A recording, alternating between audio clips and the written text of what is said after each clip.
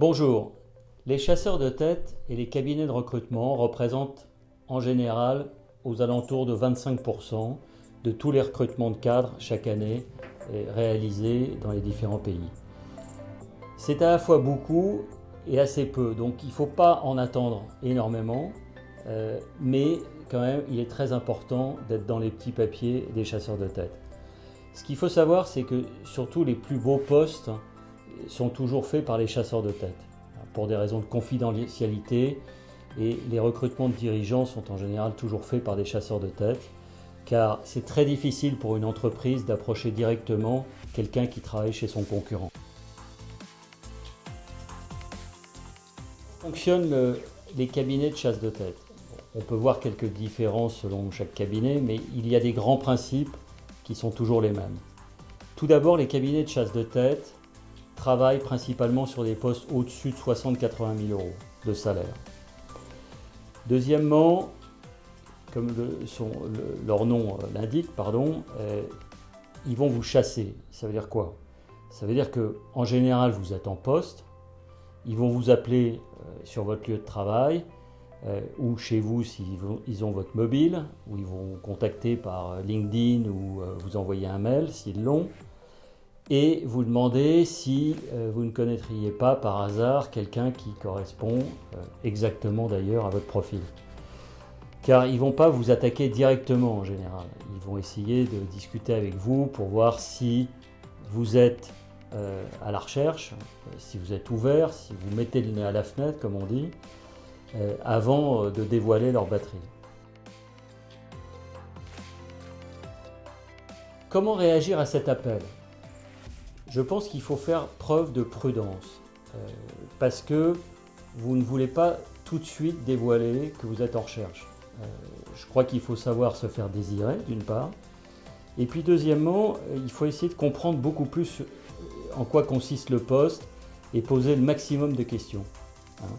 Et si le chasseur rechigne à vous donner plus d'infos, c'est que soit il n'est pas intéressé par votre profil et il l'a vite compris, soit le poste est très confidentiel et il fait attention, mais je crois que vous pouvez lui dire, écoutez monsieur chasseur, plus j'ai d'infos, plus je suis capable de éventuellement vous sourcer des gens intéressants, ou plus je serai peut-être intéressé par le poste.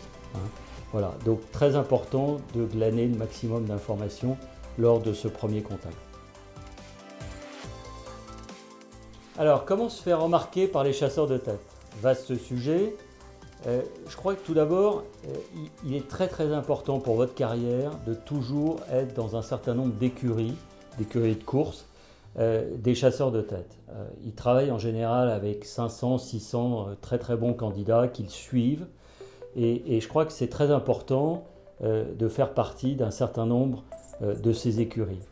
Alors comment fait-on? On essaye de se faire remarquer, on essaye de les approcher, et moi je vous conseillerais toujours de les approcher quand vous êtes en poste. Il ne faut pas attendre d'être au chômage pour les approcher, c'est un peu trop tard.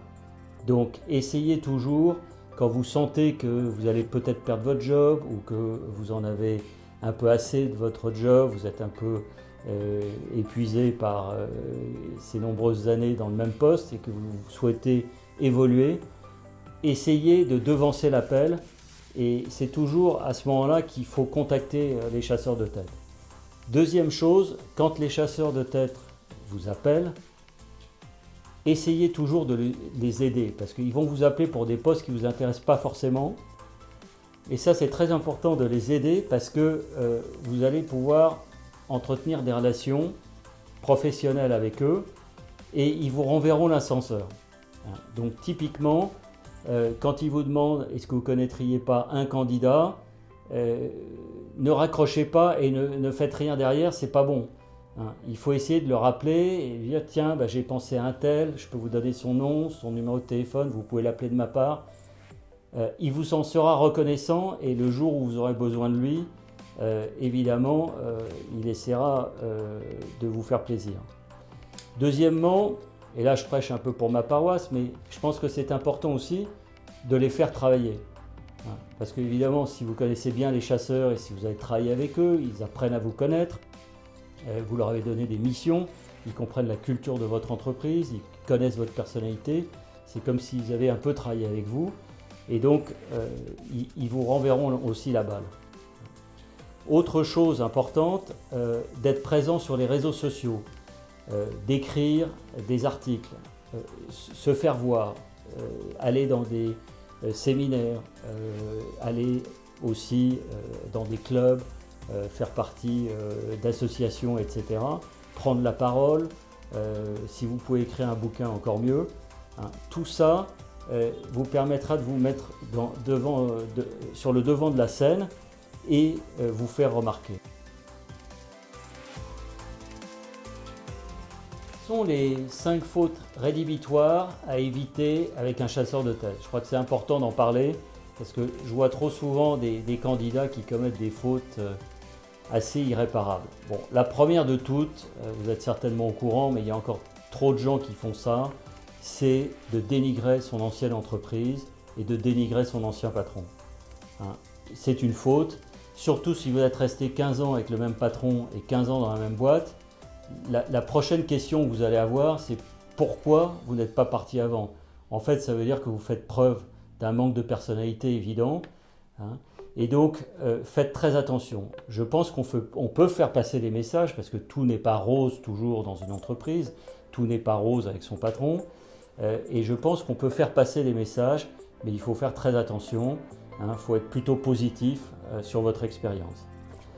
La deuxième faute, c'est d'envoyer votre CV à tous les chasseurs de tête de Paris.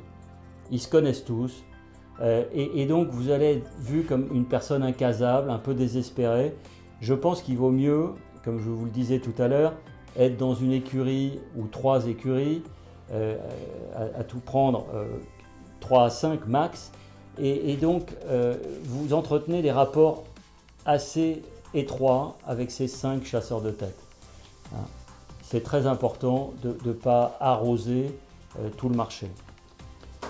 Ensuite, ne dévoilez pas vos émotions, vos angoisses, etc. Vous n'êtes pas chez le psy, il faut rester professionnel. Hein. Vous pouvez expliquer des situations personnelles pour essayer d'expliquer votre situation professionnelle aussi, mais faites attention de ne pas trop dévoiler vos états d'âme. Ensuite, ce qui est important, c'est de ne pas se montrer trop détendu, ni trop sûr de soi non plus.